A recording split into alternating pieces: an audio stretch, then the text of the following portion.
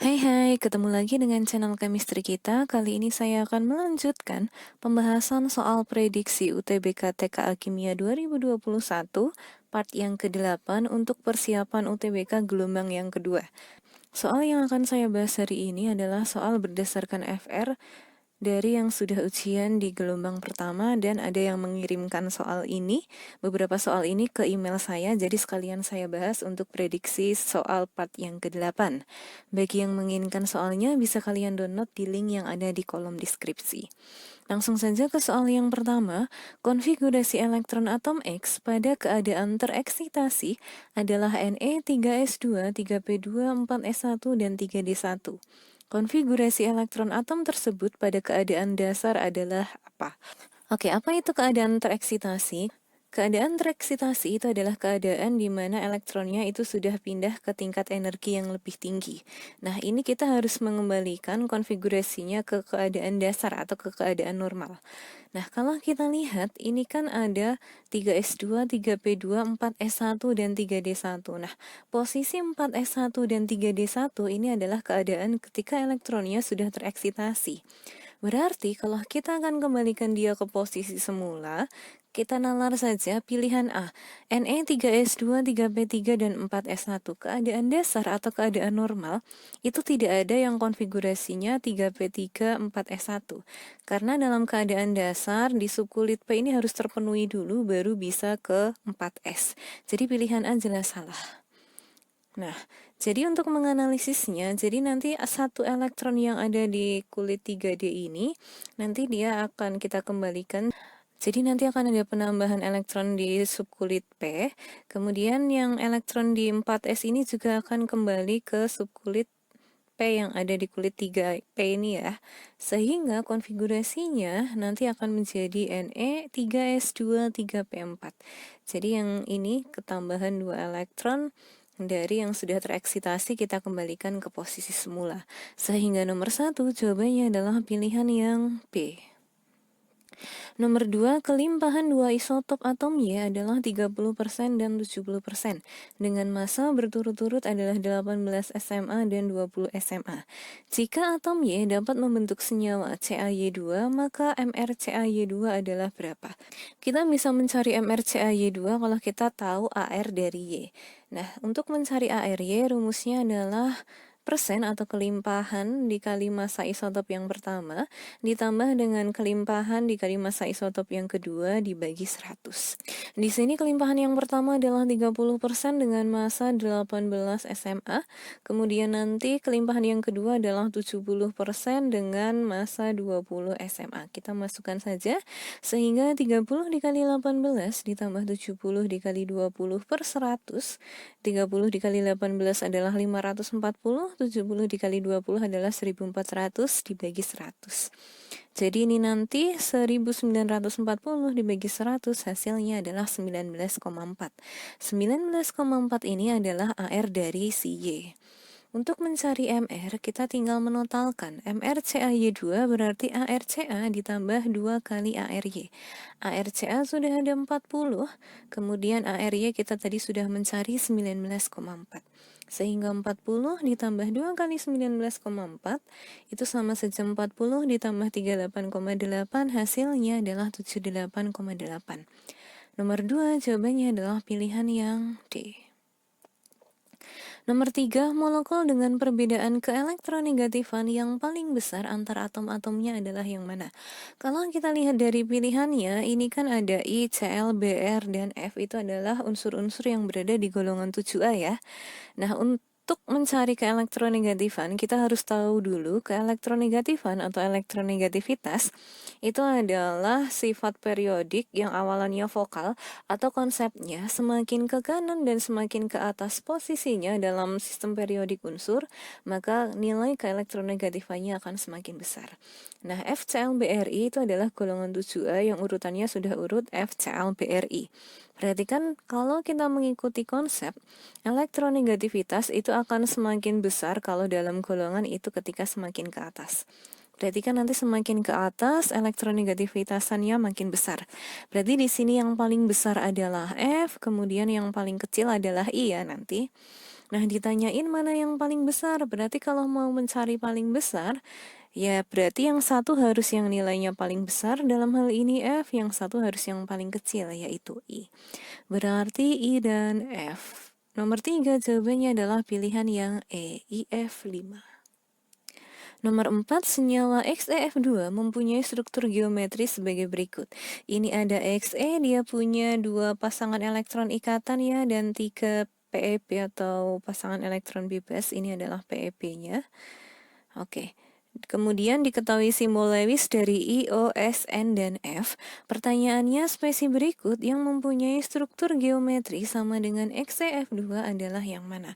Kalau kita analisis pilihannya, di sini atom yang diikat dari masing-masing atom pusatnya sama-sama F yang jumlahnya adalah 2. Jadi S mengikat F jumlahnya 2, I mengikat F jumlahnya 2, NF2, BRF2, dan OF2.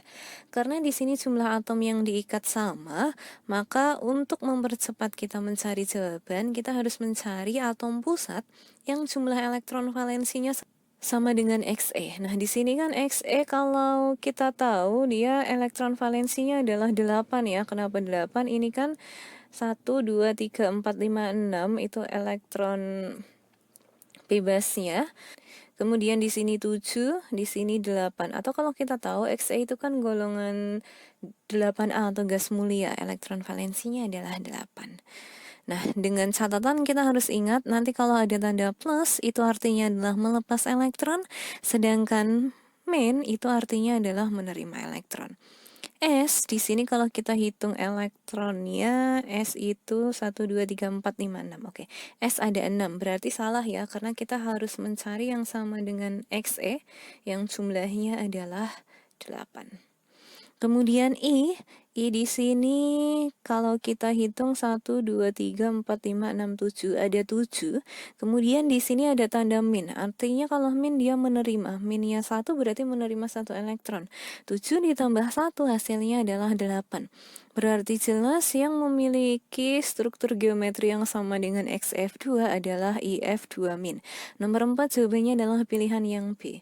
Kalau kita mau melihat struktur Lewisnya, IF2- adalah seperti ini. Nah, itu sama ya dengan XeF2.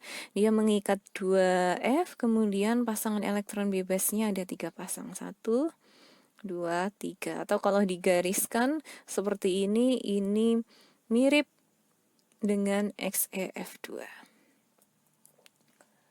Nomor 5, reaksi pembakaran etana terjadi sebagai berikut. C2H4 ditambah 3O2 menjadi 2CO2 plus 2H2O. Volume gas CO2 yang dihasilkan dari pembakaran 50 ml gas etana dengan 300 ml gas O2 pada suhu dan tekanan tetap adalah yang mana? Oke. Di sini persamaannya sudah ada, karena di sini nilai volume masing-masing reaktan, C2H4 dan O2-nya sudah ada, kita akan MRS untuk mencari volume dari CO2. Nah, kita akan menentukan siapa yang habis bereaksi. Ingat dalam MRS reaktannya itu akan dikurang atau bertanda min, sedangkan untuk produk dia akan bertanda plus. Nah, kita akan cari reaksi pembatas atau yang akan habis bereaksi. Ingat yang habis bereaksi adalah yang nilai masing-masing volume ini dibagi koefisien hasilnya kecil. Untuk C2H4 ini nilai volumenya 50, saya bagi koefisiennya 1 itu tetap 50. Sedangkan O2 ini kan nilai volumenya 300, kalau saya bagi 3 itu hasilnya adalah 100. Karena yang lebih kecil adalah yang C2H4, nanti dia akan habis bereaksi. Agar habis berarti nilai volume di posisi R adalah 50. Berarti kan untuk O2 karena koefisien 3, tadi koefisien 1 50, kalau koefisien 3 berarti jelas 150. Yang ditanyakan di soal adalah CO2. CO2 koefisiennya 2. Kalau koefisien 150, koefisien 2 adalah 100. Sehingga jelas volume CO2 yang dihasilkan itu adalah 100 ml. Nomor 5 jawabannya adalah pilihan yang B. Lanjut nomor 6, suatu senyawa organik mengandung unsur C, H, dan N. Pembakaran 1 mol senyawa tersebut menghasilkan 6 mol CO2, 4 mol H2O, dan 2 mol NO2. Rumus empiris senyawa tersebut adalah yang mana? Oke, di sini ada suatu senyawa organik, saya simbolkan saja CXHYNZ. Kemudian ada kata-kata pembakaran, kalau dibakar berarti jelas di sebelah kiri panah ada O2-nya ya, menghasilkan CO2, H2O, dan NO2. Di sini ada nilai mol, ingat perbandingan mol itu sama dengan koefisiennya ya. Tadi CO2 nilai molnya adalah 6, berarti nanti koefisiennya 6. H2O nilai molnya 4, berarti koefisiennya 4. NO2 molnya 2, berarti koefisiennya 2. Sedangkan senyawa organik itu 1 ya, nilai molnya tadi berarti di sini koefisiennya 1. Kemudian yang perlu kita ingat, dalam persamaan reaksi itu harus setara, artinya jumlah atom sebelah kiri harus sama dengan jumlah atom sebelah kanan. Kita tinggal setarakan saja, C di kiri itu belum diketahui ya, sedangkan C di kanan sudah ada di sini 6, berarti di kiri juga harus 6. Kemudian H di kanan di sini ada 4 kali 2, 8, berarti nanti di kiri juga harus 8. Kemudian N di kanan di sini ada 2, berarti di kiri harus ada 2.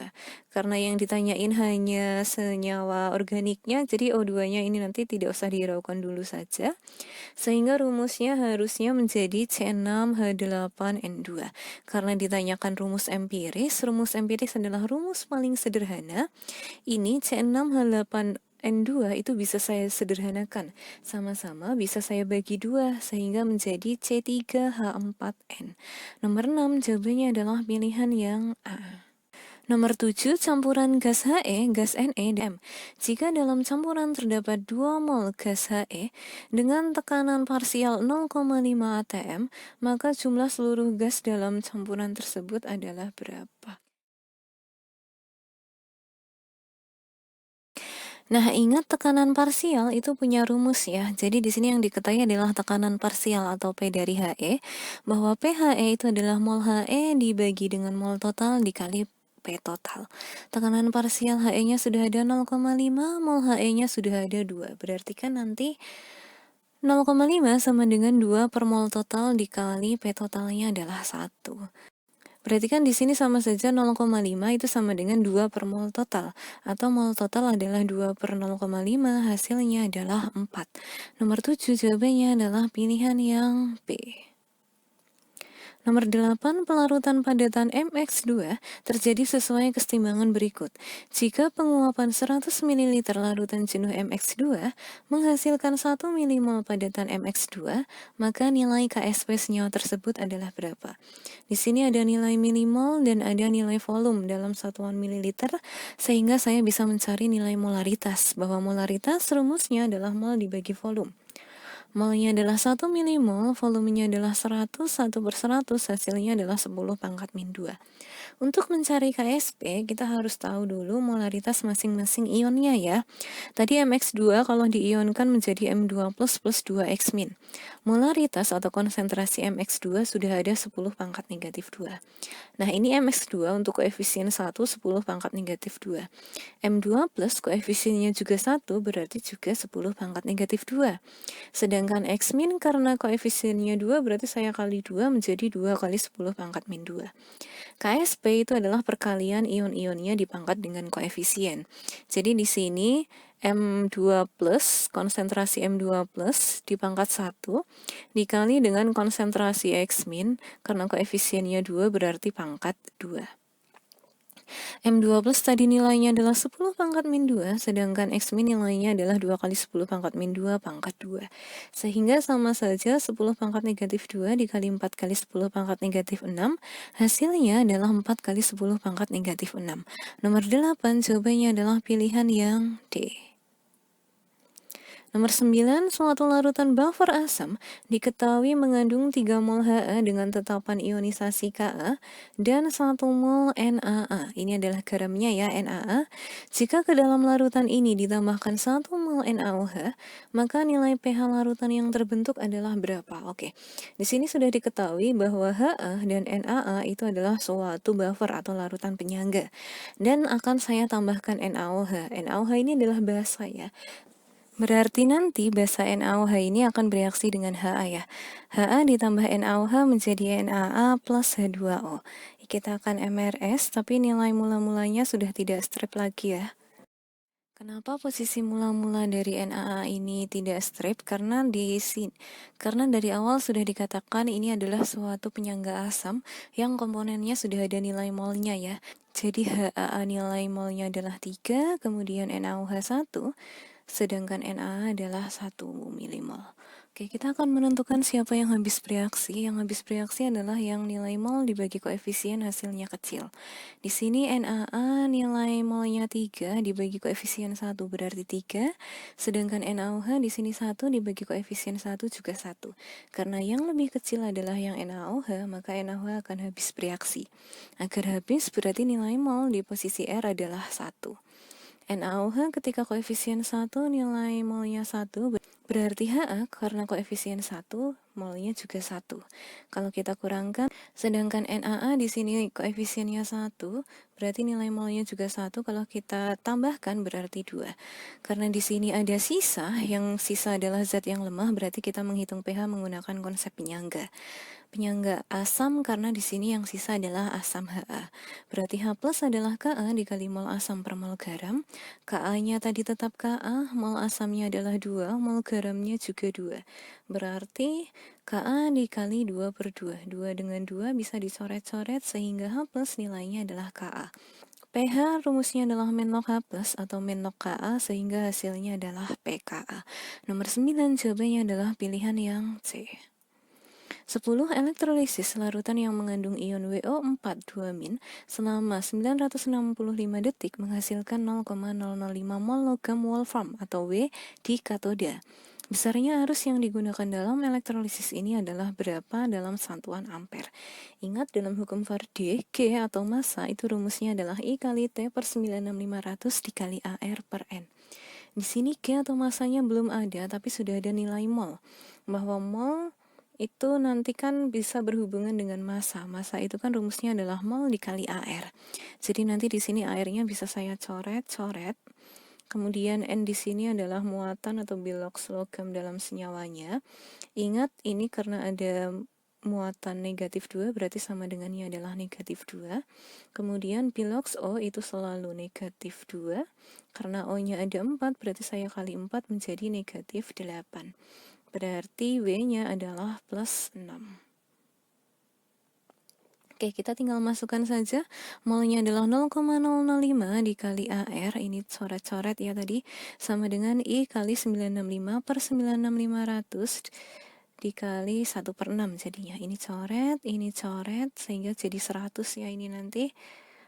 Oke, sehingga I sama dengan 0,005 dikali 100 dikali 6. Hasilnya adalah 3.